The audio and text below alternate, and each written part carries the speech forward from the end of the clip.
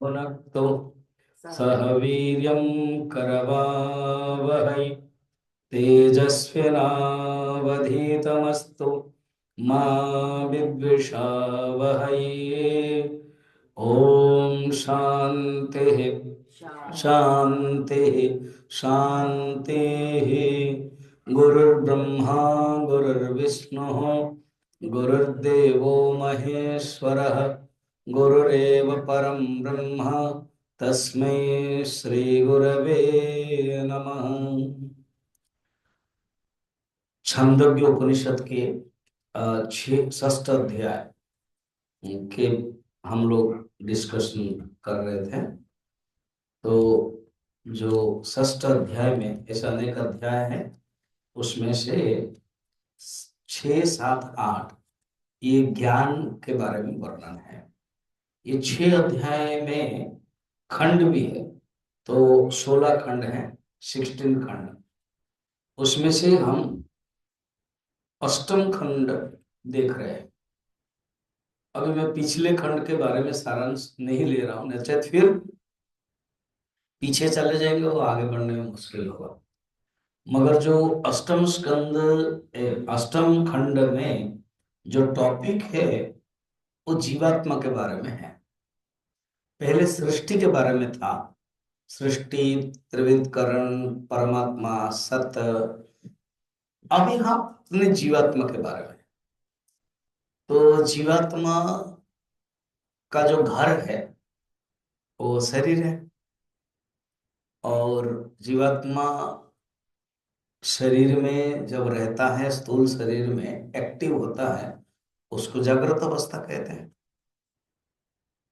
देखो ये खासियत है, जब हम उपनिषद पढ़ लेते हैं, थोड़ा बड़ा डेप्थ में जाते हैं और एक विचार अ, करने की एक ट्रेनिंग, एक शैली उपनिषद दे देती है। माने अगर कोई कहेगा कि मैं उपनिषद का स्टूडेंट हूं, तो भारत में तो विद्वान लोग को लगेगा कि अच्छा, तो इसी स्टैंडर्ड में आ गया है। और विदेश में भी अब वेदांत, उपनिषद, गीता के बहुत ही सम्मान है। मुझे एक डीएवी स्कूल के प्रिंसिपल, रांची के, जब हम जाते थे स्कूल, तो वो गीता चैंटिंग के दौरान जाते थे। उसमें मैं जब जाता तो मेरे इंट्रोडक्शन देंगे नियम के अनुसार प्रिंसिपल, तो हमेशा ही वो बातें बोलती थी। वो प्रिंसिपल है, कहते थे मैं जब छुट्टी में विदेश गई, तो मेरी बेटी या बेटा कोई होंगे, उसमें से मेरे बेटी या बेटा का जो कलीग्स है, जिस कंपनी में काम करे, वो फॉरेनर है, और उनके पति पत्नी सबको हमने बुलाया, या तो हम गए डिनर के लिए। तो बाद में बात करते करते उन्होंने, मेरा इंट्रोडक्शन हुआ कि I am the principal of the school. तो उन्होंने धड़क से पूछा, do you know Gita, do you read Gita? तो मैं बड़ा ऑब्वियसली कह दिया नो। तो वो आश्चर्य होने लगा, how come, as you are a principal and you are dealing with so many children and you are Indian and you don't know Gita, and we read Gita every day. तब उन्होंने कहा, बच्चों को सोचो उस समय मेरी हालत क्या होगी। एम्बेरेस पोजीशन थी। तब से मैंने तय किया कि मेरी गीता पढ़ूंगी। और लकीली स्वामी जी मेरे बारे में बताया, स्वामी जी जब बोल रहे हैं कि मैं आऊंगा, मैं तुरंत एक्सेप्ट कर लेती हूँ, क्योंकि वो मुझे याद आ रही है। अगर मैं ना बोलूंगा तो मैं कभी भी मैं सीख नहीं पाऊंगा, और मेरे जो बच्चे हैं वो सीख नहीं पाएंगे। सोचो ऐसे अ, हमारे सनातन धर्म के उपनिषद और गीता के बारे में सोच है, विचार है विदेश में भी। क्योंकि उपनिषद जो है वो ब्रह्म विद्या है, वो ब्रह्म के बारे में, परमात्मा के बारे में ही। अभी आज एक भोग था, उसमें भी मैं सिर्फ 20 मिनट कहा, उसमें भी यही है कि उपनिषद का जो सब्जेक्ट है वो ब्रह्म है, आत्मा है। उसी से ही गीता है या गरुड़ पुराण है जो पढ़ा जाता है कि आत्मा कभी मरती नहीं है, और वो आत्मा शरीर में जब काम करता है जीवात्मा के नाम पर रहता है। तो वो बातें अब टॉपिक है अष्टम खंड में। मैंने देखा था जो लास्ट सितंबर 28 या 29 लास्ट क्लास था, तो उसमें एक और दो श्लोक तक मैंने ले लिया था। तो अभी सारांश के रूप में मैं से फर्स्ट एंड सेकंड लेकर के आ जाऊंगा। कहते हैं जो जीवात्मा है, इस जीवात्मा को अच्छा, जब जीवात्मा है मत समझना कि कोई दूसरे के बारे में, अपने ही बारे में। मैं अपने के बारे में बोलूंगा, आप अपने के बारे में सोचोगे, तो वो जीवात्मा मेरे बारे में, उसको एक नाम तो दिया जाएगा। बाद में ये जो नाम है अलग अलग है, वो पिता माता जी ने दिया है व्यवहार करने के लिए, संसार में जगत में, वो नाम बात के, मगर वो मेरा नाम है। बड़ा इंटरेस्टिंग है। तो जब व्हाट इज योर नेम तो बोलते हैं हम, तो वो मेरा नाम है, मैं अलग हूँ, इसका अर्थ है। क्योंकि जिसको मैं बोलता हूँ और जिसको मेरा बोलता हूँ वो अलग हो। The me is different from my, तो वो माई नेम है और वो दिया गया है। मगर मैं जो जीवात्मा आया हूं, मैं जीवात्मा बनकर नहीं आया हूं, मैं जीवात्मा हूं और मैं आया हूं। मैं बनता क्या हूं? यहाँ बेटा बन जाता हूँ, यहाँ बेटी बनता हूँ, फिर पति बनता हूँ, पत्नी बनता हूँ, पिता बनता हूँ, फिर नौकरी करता हूँ तो एम्प्लॉय बनता हूँ। तो और मेरा नाम एक होता है, वो अलग है। मैं मगर एक जीवात्मा, और वो जीवात्मा परमात्मा के साथ नित्य संबंध है। संबंध जो है वो तीन प्रकार है, याद है किसी को? एक तो बोल ही दिया मैंने, नित्य संबंध। अभी सिर्फ दो ही बाकी है। ये नोटबुक कहाँ गया? तो उसमें नित्य संबंध है, माने टूटेगा नहीं। परमात्मा के साथ मेरा जो संबंध है वो नित्य संबंध, इसलिए भगवान कृष्ण ने कहा ममई वांशो जीवो लोके, मेरे अंश है, मेरे नित्य संबंध है। ठीक, जीवात्मा। फिर दूसरा संबंध क्या है? थोड़ा सोचो, अगर नोटबुक नहीं है सोचो, विचार करो। हम्म। हाँ? नहीं, परमात्मा के साथ हमारा जो संबंध है वो नित्य संबंध। हाँ, वेरी गुड, चलो आया तो है। शरीर के जो संबंध है उसको क्या संबंध बोलते हैं? नाम तो होगा ना। उसको बोलते हैं जन्म संबंध। अर्थात हम जब जन्म हुए तब संबंध हो गया, वो शरीर का वाला। मैं क्या बन गया? मैं बेटा बन गया। क्या बन गया? मैं बेटी बन गई हूं। तो पिता पुत्र ये सब है जन्मजात संबंध। भाई भाई, क्योंकि मैं किसी का बेटा बना तो वो जो उसके पहले आया था या बाद में आएगा मेरा भाई है। पहले आई थी मेरी बहन है, और उन्हीं के साथ कनेक्टेड है तो मेरे बुआ का बेटा है तो भाई है। तो ये सब जन्मजात संबंध, उसको बोलते हैं जन्मजात संबंध। टेक्निकल वर्ड, जन्म संबंध नहीं, जन्मजात संबंध। दो संबंध हो गए। तीसरा? हाँ, वेरी गुड, चलो। शब्द नहीं आ रहा है मगर भावार्थ आप कर रहे हो। तो जो काम करते हैं माने औपाधिक संबंध बोलते हैं या बौद्धिक संबंध बोलते हैं। मैं डॉक्टर बन गया हूं तो मेरा औपाधिक है। क्या मैं जन्म होते हैं डॉक्टर बना? क्या जन्म होते मैं बेटा बना? जन्म होते मैं बेटी बनी? मगर मैं जब कोर्स किया, मैं मुझे ये पसंद आया तो मैं डॉक्टर बना, मैं इंजीनियर बना, तो वो सन्यासी बना, तो वो गृहस्थ बना। ये सब औपाधिक संबंध, बस तीन संबंध है। तो जीवात्मा का जो ओरिजिनल है, जब नित्य संबंध है जो ओरिजिनल है, ऐसे जो अहम है ना, इसलिए वो चार प्रकार है। ये थोड़ा सा मैं इंट्रोडक्शन देकर प्रवेश करूंगा। अहम चार प्रकार है। एक अहम होता है जो नित्य अहम, शुद्ध अहम, और वो परमात्मा के साथ एक ही है। ठीक, दूसरे अहम है समष्टि अहम। तो समष्टि अहम कौन बनेगा, बताओ। जिसे समष्टि अहम बोलेंगे उसका क्या नाम। हम्म, उसके ऊपर थोड़ा जाओ, वेरी गुड। थर्ड आया तो है ना समष्टि अहम, वो एक्सप्रेशन हो गया उसके। हिरण्यगर्भ के ऊपर कौन है, वेरी गुड हुआ। मगर बड़ा डाउट होता है, ईश्वर, थोड़ा ईश्वर, इससे क्या ना कंफर्मेशन, कंफर्म है। और हम इसे क्या ना ईश्वर, शायद डाउट। तो मैं थोड़ा सा लाइवली किया हूँ, ठीक है। तो ईश्वर, समझते हम तो ईश्वर ही होगा ना, हमको छोड़कर ईश्वर ईश्वर नहीं हो सकता है। सब मिला करके वो ईश्वर। ईश्वर का ही फर्स्ट एक्सप्रेशन हिरण्यगर्भ, सूक्ष्म शरीर के सब जब तादाद में होता है हिरण्यगर्भ। ये हो गया, दो हो गया। तीसरा अहम है वही जो औपाधिक अहम है, जो अभी मैंने संबंध की दृष्टि से बताया। मैं डॉक्टर हूं, मैं इंजीनियर हूं, मैं एम्प्लॉय हूं, मैं एम्प्लॉयर हूं। तो ये एंड चौथा अहम है जो शारीरिक अहम या जन्मजात अहम। तो संबंध की दृष्टि से हमने तीन बताया और अहम की दृष्टि से हमने चार बताया। एक्स्ट्रा कौन है, ईश्वर अहम। तो ईश्वर और जीव उपाधि की दृष्टि से अलग अलग है।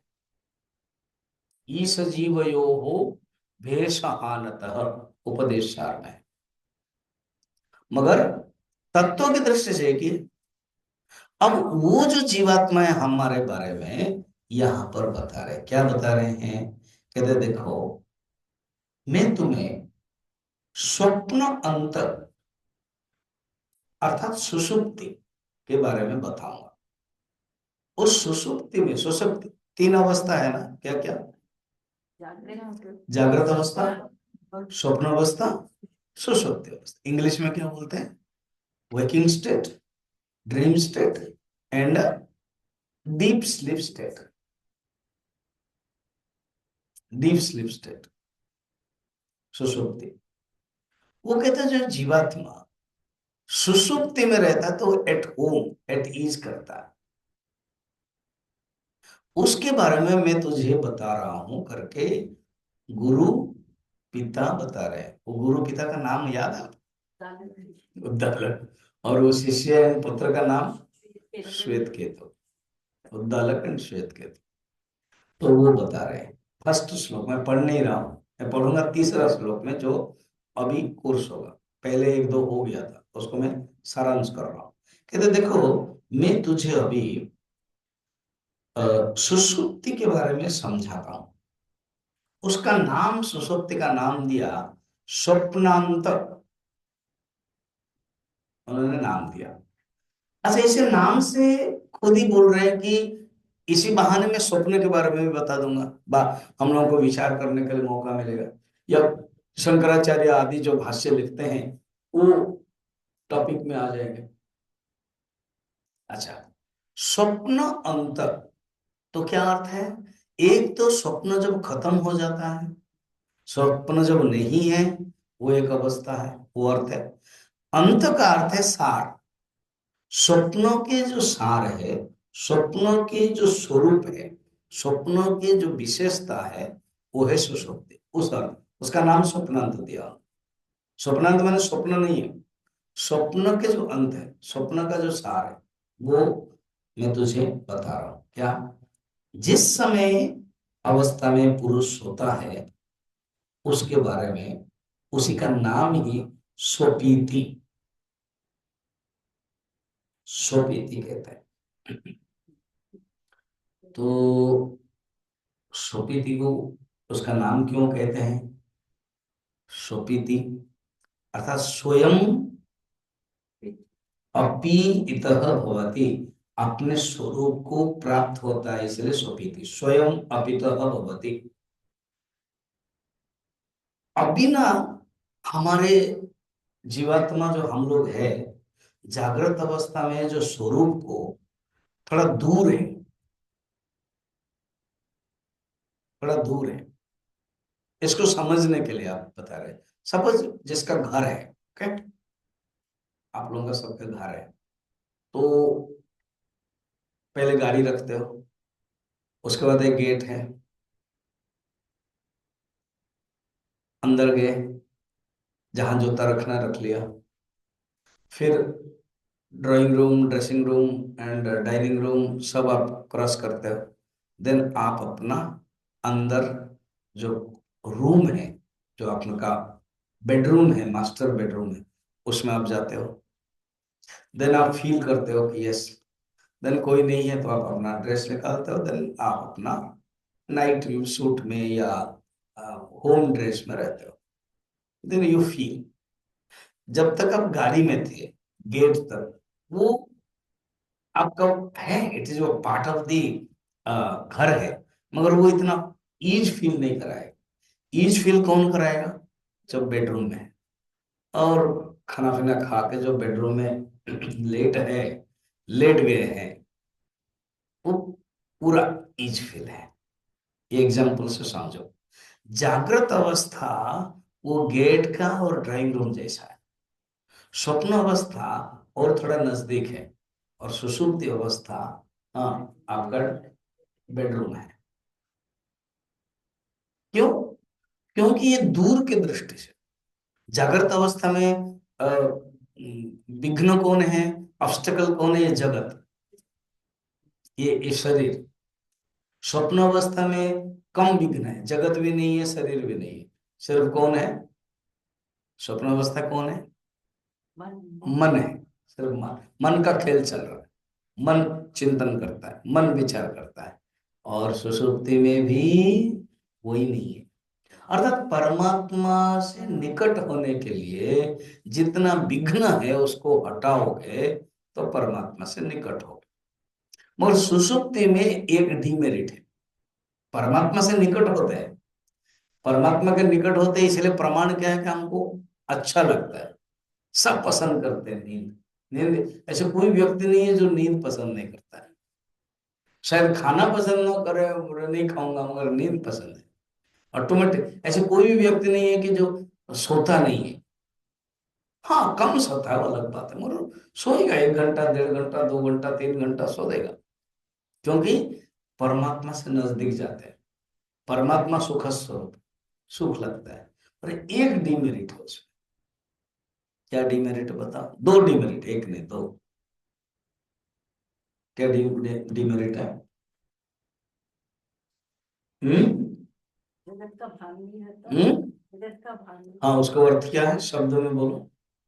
ठीक है, अज्ञान है, कौन तमस है। अज्ञान है और तमस है, इसलिए हम जान नहीं पा रहे।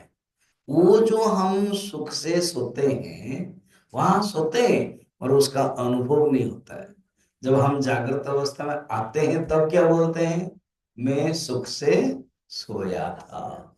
वो जागृत अवस्था का अनुभव, उसमें नहीं, क्योंकि उसमें जानने वाला जो मन है, जो बुद्धि है, वो है नहीं। दूसरा क्या है डिमेरिट?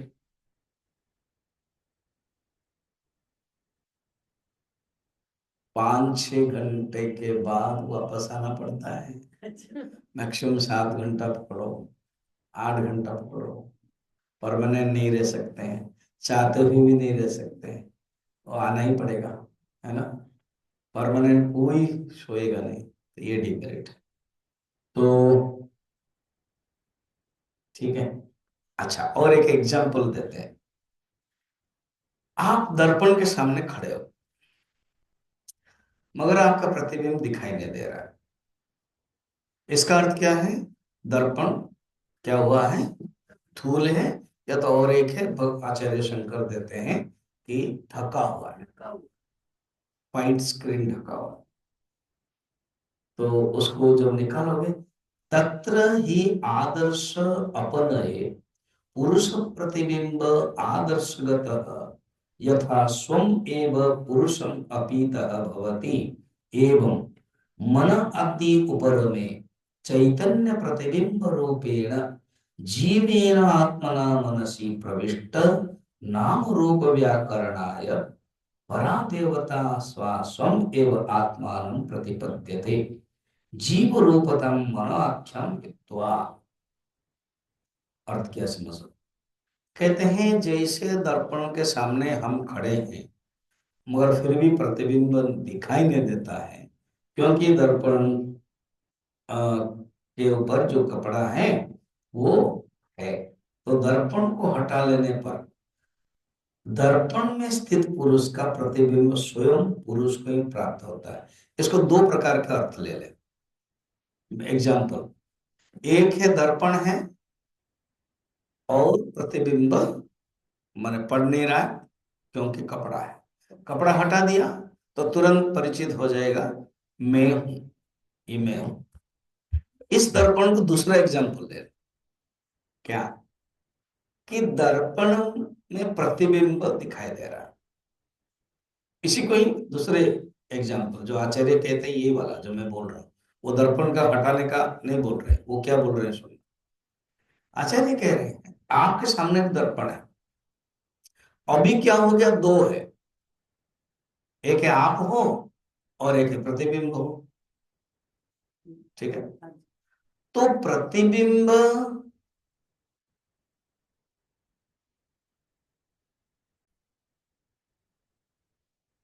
ओम पूर्ण